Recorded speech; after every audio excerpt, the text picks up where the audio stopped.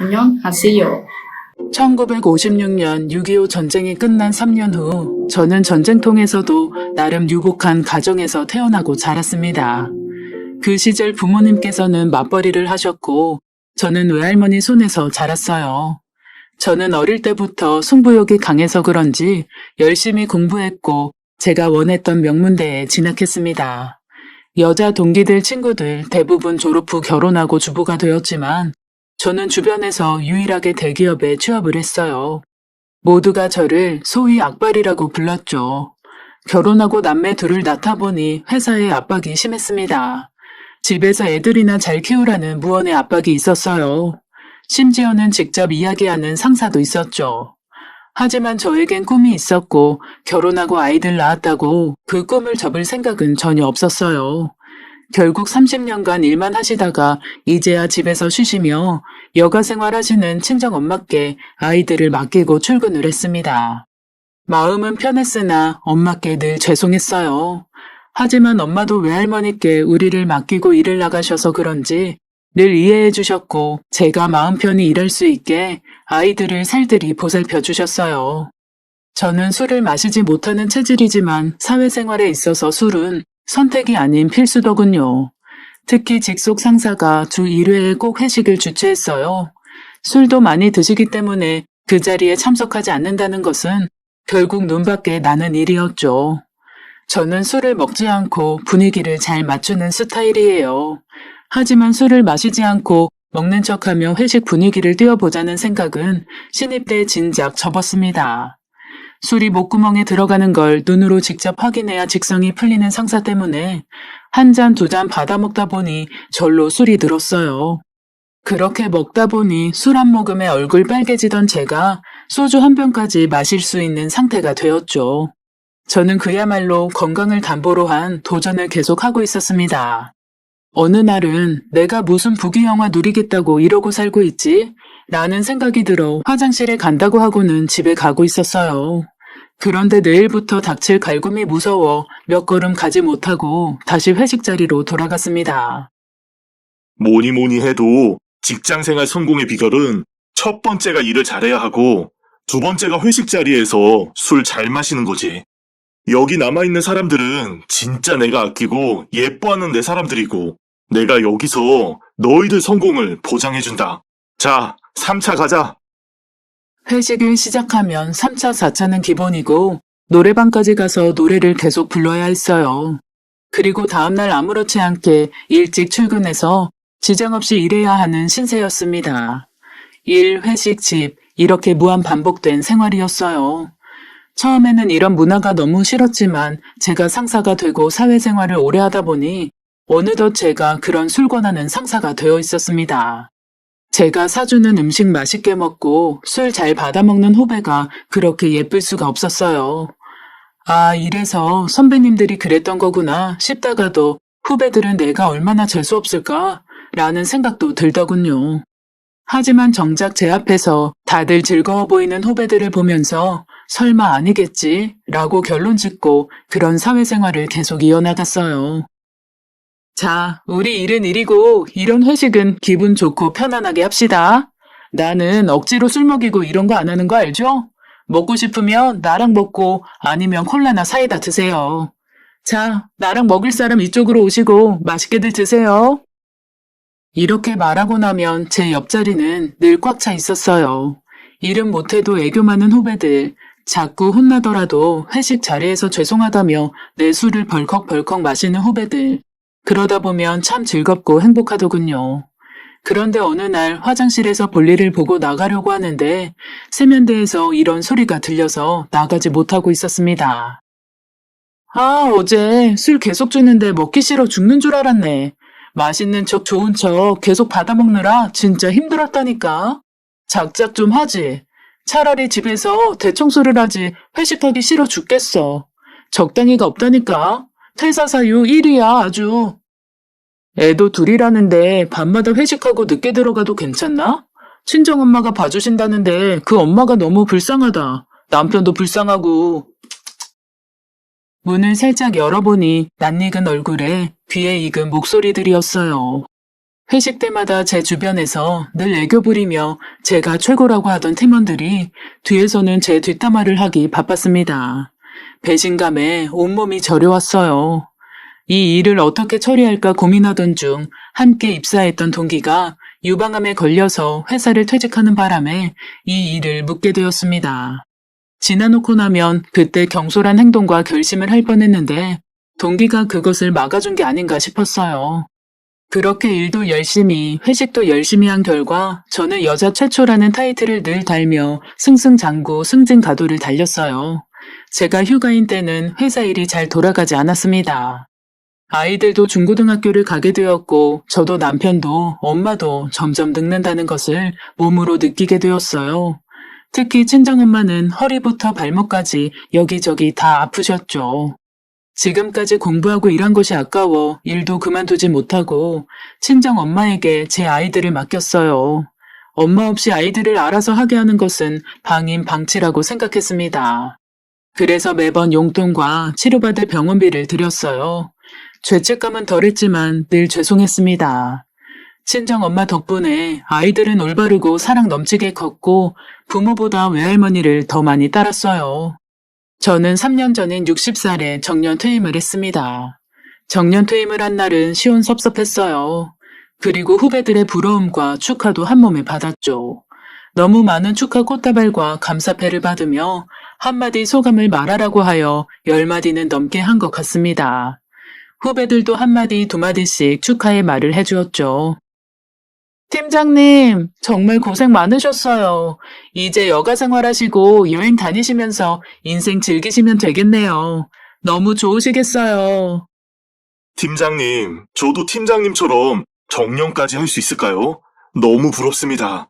너무 축하드립니다. 팀장님, 그래도 자주 놀러 오시고 저희 술도 계속 자주 사주셔야 돼요. 그동안 수고 많으셨습니다. 감사합니다. 너무나 고마워. 그래도 앞만 보며 지금까지 일하니 이런 날이 오네. 이제는 집에서 쉬고 운동 다니고 여행 다니면서 노후를 보내야지.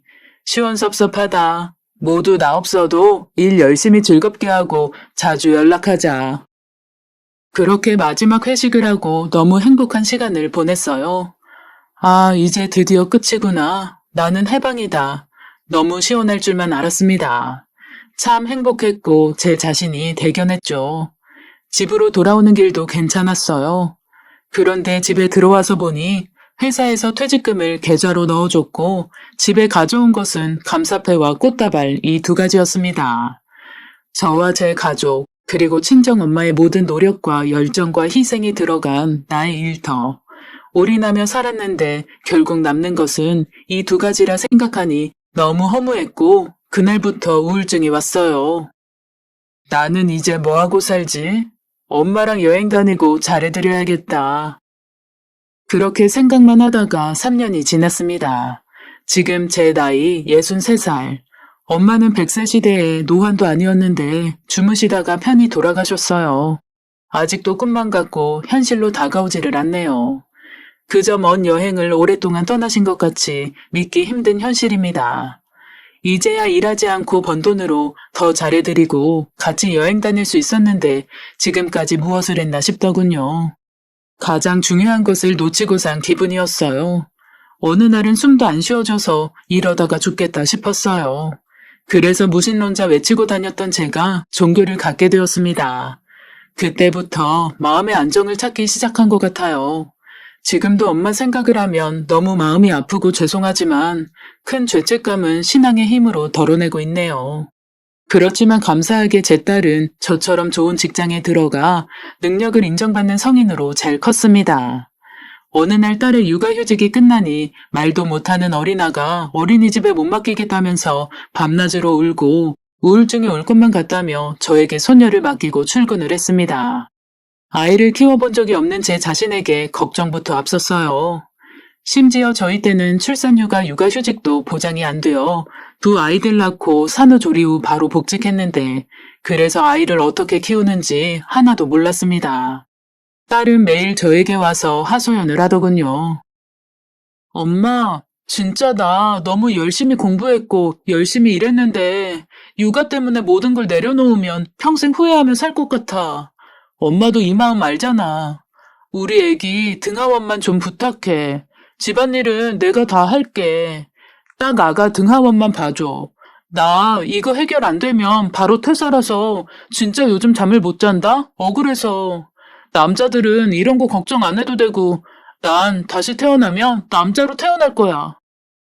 저는 딸에게 제 입장을 솔직히 이야기했어요. 엄마도 너처럼 앞만 보며 살았어. 엄마 생각만 하고. 네 외할머니한테 염치불구하고 너 맡기고 정년까지 일했잖아. 지금 생각해보면 후회가 계속 남아. 그래서 우울증까지 온 거 너도 봐서 알잖아. 난 너도 엄마처럼 후회할까봐 걱정돼. 그 마음이 어떤지 엄마는 지금 겪고 있으니까. 엄마, 우울증은 손녀 키우면 그냥 저절로 치료된다고 선배들이 그러더라고. 그리고 나 돈 많이 벌어서 엄마랑 우리 딸 팍팍 주고 나도 부자 될 거야. 내 힘으로. 육아휴직 동안 김서방 돈으로 살림해보니 엄청 눈치 보이고 사고 싶은 것도 못 사고 엄마 용돈도 못 주고 진짜 불행하더라고. 나는 딱 일을 해야 살 수 있는 스타일이야. 엄마처럼. 그리고 내가 엄마 나이 될 때는 복지가 더 좋아져서 대물림 안 되니까 걱정 마. 엄마 지금 많이 좋아지는 거 엄마도 여기저기서 듣고 다 알잖아. 그런 걱정 안 해도 돼. 응? 엄마. 말로는 제가 딸을 못 이기겠더군요. 제가 걱정하는 부분을 어찌도 이렇게 잘 받아칠까요? 그래서 자식 이기는 부모 없다고 하나 봅니다. 딸의 생각이 절실해 보이니 고민 끝에 저도 손녀를 봐주기로 했습니다. 다행히 딸의 집 근처에 살아서 딸이 8시에 출근하니 저는 7시에 일어나서 준비하고 딸 집으로 향했어요. 딸이 출근하면 손녀 밥 먹이고 놀아주다가 낮잠을 재웠어요. 말이 쉽지 잘 먹지 않으려 하고 계속 떼쓰고 약간의 소음에도 깨어 울고는 해요. 너무 울어 안아주고 업어주다 보니 손목, 어깨, 허리가 늘 뭉쳐있고 무릎이 화끈거리더군요. 특히 비 오고 눈 올 때 더 심해집니다. 딸이 퇴근 후 집에 왔을 때 이야기했어요. 손목도 뒤틀리듯 아프고 어깨도 무겁고 허리보다도 다리가 저리고 너무 아프네. 나이 들면 다 그렇지 뭐. 너무 스트레스 받지 마. 파스 줄까? 혹시 비상약 필요해? 내 주변 어르신들 중에서 무릎, 허리 아파서 병원 다니는 분들이 너무 많아서 여쭤보니 심리적인 것도 크더라. 뭔가 집중하면 또 잊게 된다네. 저는 그냥 제가 아픈 거 불쌍하게 생각하고 알아주길 바라는 그 마음뿐이었는데 돌아오는 소리는 별거 아니니 신경 쓰지 말라는 거였네요. 정말 참다 어렵게 이야기한 것인데 더 서럽고 더 아프고 힘들더군요. 손녀를 키우며 매일 매순간 친정엄마 생각이 났어요. 우리 엄마도 그랬겠지? 이럴 때는 정말 힘들었겠다. 우리 딸은 모르겠지? 나도 몰랐으니. 힘들고 지친 표현을 하면 딸이 미안해하고 힘들어할까봐 애써 밝은 척을 했습니다. 1달, 2달 손녀를 보다 보니 노하우가 생기는 것 같지만 어깨, 허리, 손목, 무릎은 점점 더 아파만 갔어요. 딸이 퇴근하면 집에 가서 쉬고 그나마 회복을 하는데 딸이 회식이 잦아져서 더 힘이 들더군요. 몸이 회복된다기보다 피로가 쌓여가는 것을 온몸으로 느꼈어요. 그러다 도저히 안 되겠어서 하루만 치료받으러 가고 싶다고 딸에게 어렵게 말하니 연찬해야 되는데 요즘 분위기가 안 좋은데 어쩔 수 없지 하면서 고뇌에 빠진 표정이 숨길 수 없이 드러나더군요. 딸의 눈치가 보이고 괜히 미안해졌어요. 엄마가 참다 이야기하는 거야. 일도 중요하지만 엄마도 하나야. 엄마 살아있을 때 잘해. 엄마도 어렵게 이야기하는 거 이해해줘 우리 딸. 이렇게 말하니 딸의 눈시울이 붉어집니다. 그 모습을 보니 집에 와서 잠이 오지를 않더군요. 파스 붙이고 좀 더 참아볼까? 주말에 치료하는 것도 많으니 주말에 가지 뭐. 결국 이렇게 마음을 접었습니다. 어느 날 손녀가 놀이터에서 놀다가 시소의 턱 아랫부분을 부딪히고 찢어져서 7바늘을 봉합한 일이 있었어요. 식은땀이 계속 나고 눈물이 계속 흐르더군요. 여자아이인데 앞으로 어떻게 하지? 이런 생각으로 가득 차니 더 미안하고 마음이 찢어질 듯 아팠어요. 퇴근하여 이 사실을 알게 된 사위와 딸은 너무 속상해했습니다. 엄마, 어쩌다가 이렇게 됐어. 딸인데 큰일 났다. 우리 딸, 엄마가 미안해. 엄마가 미안해. 사위가 옆에서 민망했는지 이렇게 말하더군요. 장모님, 늘 고생하시고 아이 보느라 수고가 많으신데 이렇게 마음고생까지 하시고 제가 너무 죄송하네요. 아들 같으면 딸처럼 속상한 티 팍팍 냈을 텐데 그래도 장모라고 어렵나 봅니다. 저는 말없이 눈물만 주룩주룩 흘렸어요. 모든 것이 제 잘못이었고 제가 죄인이었죠. 최선을 다해 쉬지 않고 집안일 해주고 손녀를 살뜰히 봤지만 한순간에 죄인이 되었습니다. 딸에게 전화가 왔는데 받으니 잘못 눌러서 통화가 된 것 같았습니다. 끊으려는 순간 수화기 너머로 싸우는 소리가 들렸습니다. 아니, 어쩌다가 이렇게. 이거 흉터 남으면 어떻게 할 거야. 속상하다. 미안해, 우리 딸. 지금 우리 엄마가 애 보다가 다치니까 다 우리 엄마 탓이야? 그럼 당신 엄마한테 맡겨. 얼마나 잘 보나 보자. 우리 엄마가 애 안 봐주면 우리 맞벌이는 끝이야. 보통 아이 봐주는 이모님들 150만 원에서 200만 원 하거든? 우리 엄마한테 잘해. 이상한 소리나 하지 말고. 나도 말이 곱게 안 나간다. 싸우자는 거야? 그리고 내가 언제 일 나가라고 했어? 일 당장 그만둬. 자기 좋다고 애 팽겨치고 일 나가는 주제에 어디서 나한테 화풀이야? 네가 살림을 제대로 하냐 남편을 챙기냐? 육아에 관심이 있냐? 오로지 일하고 승진, 사회적 성공 이것만 관심 있잖아. 안녕하세요. 나 아니면 우리 집 돌아가니? 막말로 네가 돈 1,000만 원을 가지고 오면 나도 그만둘게. 어디서 능력도 없는 게 말이면 다야? 내일부터 어머님께 맡길 거니까 그런 줄 알아. 너희 엄마도 당해봐야 애 키우는 게 얼마나 힘든지 알지? 너랑은 말이 안 통한다. 나 나간다. 너랑은 못 살겠어. 지금까지 잘해왔는데 딱 한 번의 실수로 딸 가정에 불화를 일으켰고 손녀에게 씻지 못할 상처를 준 것 같았어요. 내가 왜 이렇게 살지? 너무 무섭고 도망가고 싶단 생각들이 가득했어요.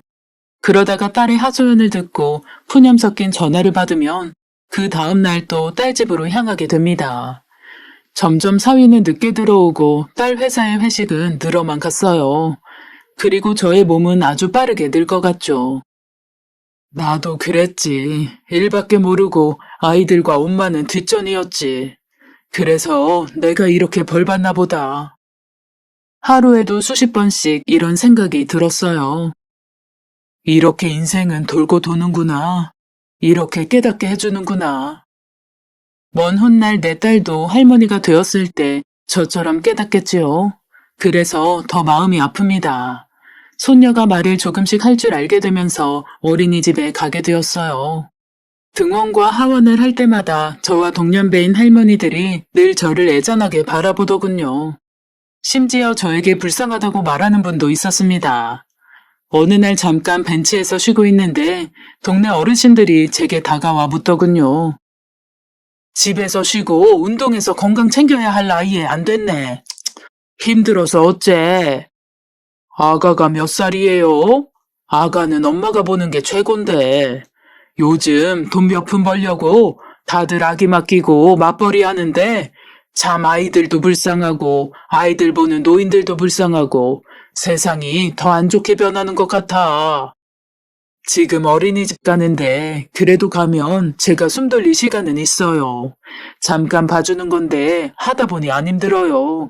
손녀라도 안 봤으면 운동도 안 하고 매일 집에만 있고 건강이 더 안 좋아졌을 것 같아요. 저는 만족스럽네요. 그래도 몸 축나요. 유치원 갈 때는 못 봐준다고 해요. 그러다가 둘째, 셋째 낳고 봐달라고 하면 죽을 때까지 아이 봐주다가 죽는다고. 저도 젊었을 때 엄마께 아이 맡기고 정년까지 일했어요. 그래서 저도 그렇게 해줘야 된다고 생각하고요. 딸이 저 때문에 꿈 포기하지 않고 승승장구하는 것도 좋고 손녀 이렇게 예쁘게 잘 크는 것도 좋아서 몸 가끔 아플 때 빼고는 너무 보람있고 좋네요. 참 긍정적이시네. 그래도 다 자기 여건에 맞춰 살아가고 그렇게 생각해야 건강에 좋으니 건강관리 잘하면서 아이 봐요. 잘 알지도 못하는 사람들이 제 걱정이랍시고 늙어서 아이 봐주는 걸 불쌍하게 여기니 그게 스트레스가 되더군요. 그래서 어느 날은 어르신들이 있으면 지름길도 피해서 간 적도 있어요. 그런 반응들에 적응이 되었다 싶다가도 매 순간 그렇게 말하고 걱정해주는 사람들과 마주하면 다시 한번 저의 처지를 비관하게 되더군요. 게다가 허리도 아프고 무릎도 아프니 더 서러웠습니다. 어느 날은 친한 친구에게 전화가 와서 이야기를 했어요. 아파서 어쩌니? 이게 죽고 사는 문제는 아니지만 나이 들면서 노인 인구 절반 이상이 척추 관절 질환이 있다는데 삶의 질이 너무 떨어지니 큰일이다. 나도 하나둘씩 고장이 나. 감기 한 번만 걸려도 아픈데 무릎, 허리, 손목 아프고 시큰시큰거리니 참 말이 100세 시대인 건지 이게 뭔가 싶다. 내 말이 그 말이야. 그래도 넌 손자 돌보지 않지만 난 손녀 돌보니 더 힘들어. 난 70까지 애 봐주고 못 본다고 이야기했어. 그래도 끝이 보여야 나도 희망을 갖지. 그렇게 말은 했지만 과연 그게 가능할까 싶었어요.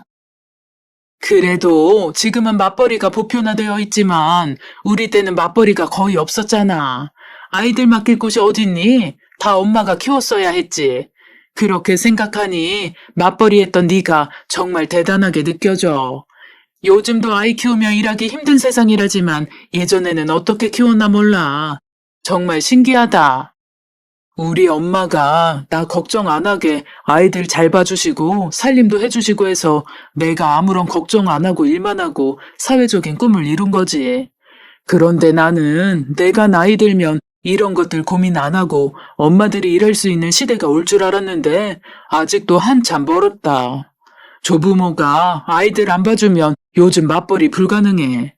그나마 아르바이트나 탄력근무 이런 비정규직으로 일하면서 아이 키우더라고.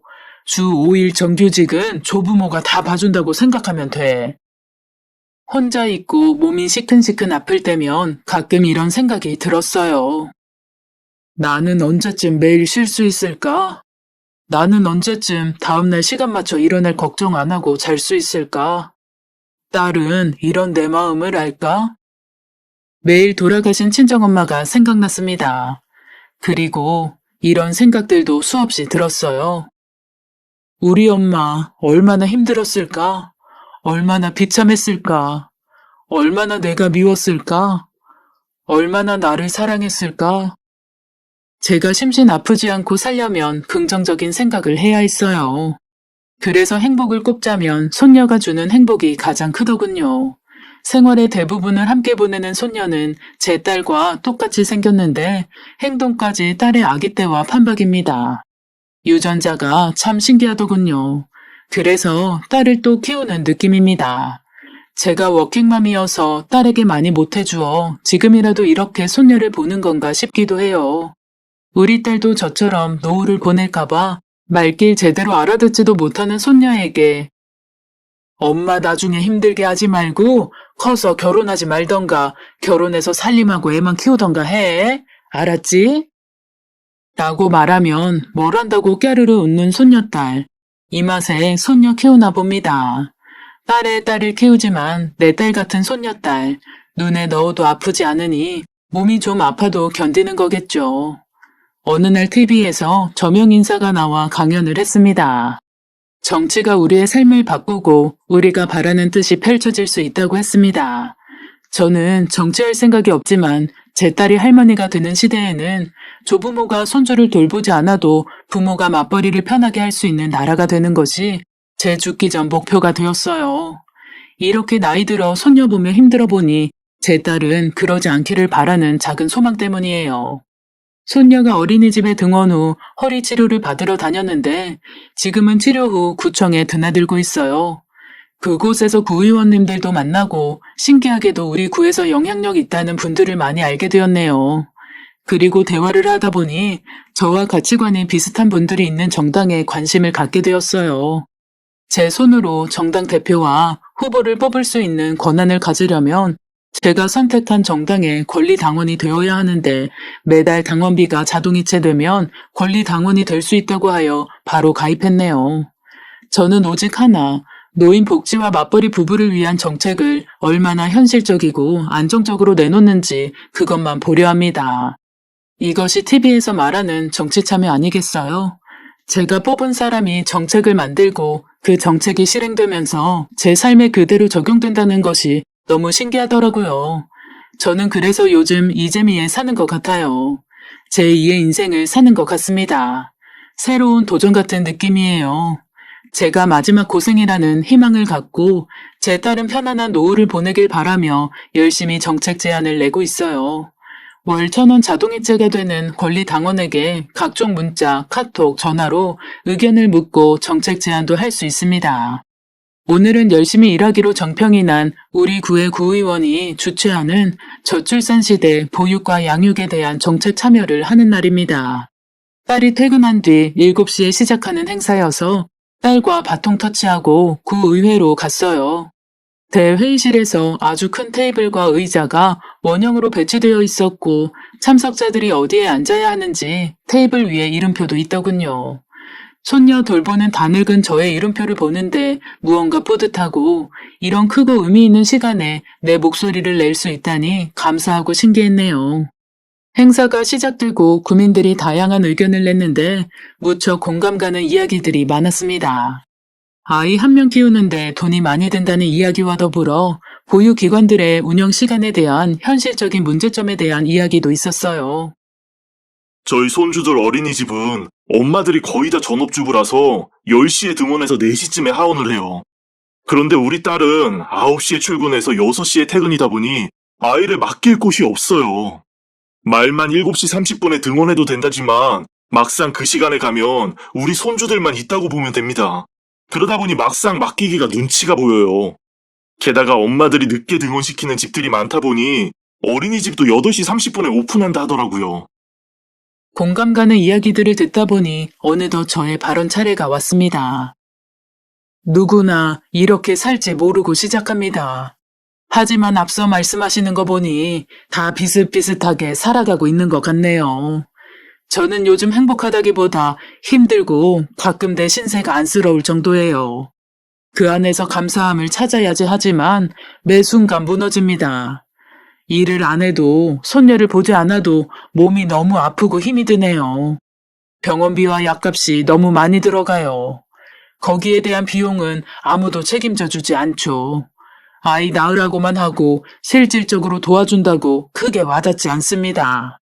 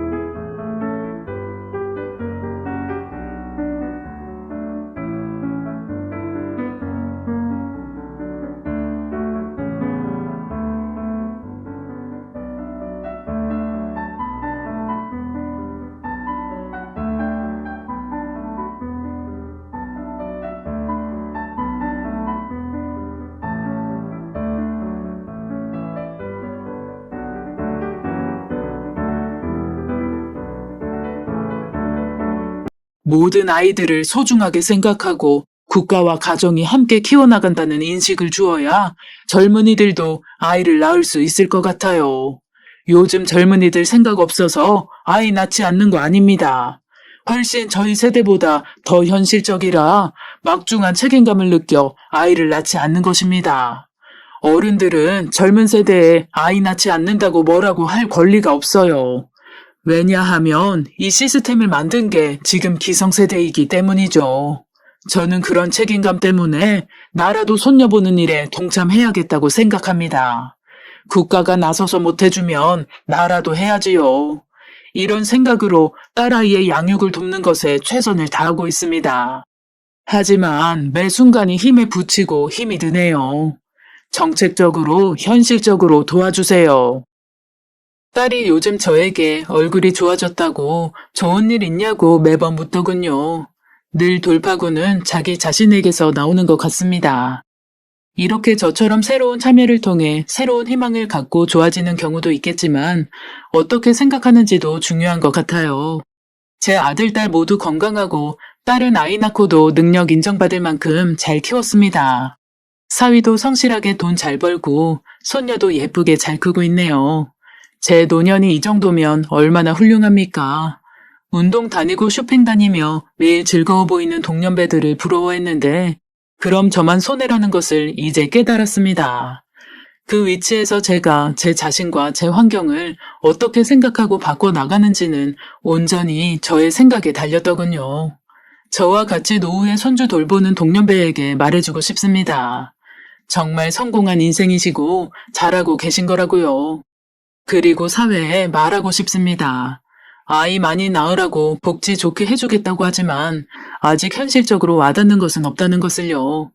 연일 어린이집과 유치원에서 터지는 불행한 소식들, 아이들의 죽음, 아이들에게 학대를 하는 어른들, 이렇게 불안한 사회에서 아이를 믿고 맡길 수 없다면 그것 또한 아이를 낳고 싶지 않은 이유 중 하나이겠죠. 가장 심각한 문제는 9시 출근, 6시 퇴근인데 대부분의 어린이집과 유치원은 더 늦게 등원하고 더 일찍 하원한다는 것입니다. 부모가 아이들보다 일찍 나가고 늦게 들어오는 상황에서 아이들을 어떻게 해야 하는지 대책이 있어야 한다고 생각합니다. 저처럼 정치에 참여하는 시민이 많아져서 좋은 정책도 많이 통과되고 점점 좋아지게 되기를 희망합니다. 제가 맞벌이하면서 느꼈던 좌절감들을 아직까지도 느끼고 있는 지금 세대에게 너무 미안합니다.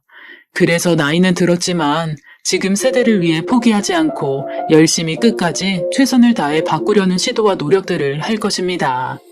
오늘 저는 평범한 일상 속에서 손녀를 돌보고 딸의 얼굴을 매일 볼 수 있음에 감사한 마음으로 살고 있어요. 오늘 하루도 느끼고 배우며 매일매일 인생 수업을 받는 기분입니다. 초등학생들은 유치원 때가 좋았다고 말한다고 합니다. 10대는 초등학교 시절이 좋았다고 말한다고 합니다. 20대는 10대 학창시절이 좋았다고, 30대는 20대 싱글 시절이 좋았다고, 40대는 30대 열정적이었던 시절이 좋았다고 말한다고 합니다. 50대는 40대 활발하게 돈만 벌었던 시절이 좋았다고 말한다고 합니다. 60대는 50대 한창 여행 다닐 수 있었던 때가 좋았다고 말한다고 합니다. 그 시절 힘들었다고 생각했지만 지나고 나면 우리는 늘 좋았습니다. 지금도 그 시절 중 하나인 것 같습니다. 이 시기도 지나고 나면 추억하고 싶은 좋은 시절이라는 것을요. 먼 훗날 나이가 들어 이 세상 떠나는 날 한순간도 후회 없이 잘 살았다고 내 자신이 나에게 평가해 줄 수 있기를, 내 가족이, 내 지인들이, 내 주변 사람들이 그렇게 평가해 주기를, 그러기 위해서는 내가 갖고 있는 것에 감사하고 이것을 누리고 주위를 돌아보며 살아야 할 것입니다. 안녕하세요.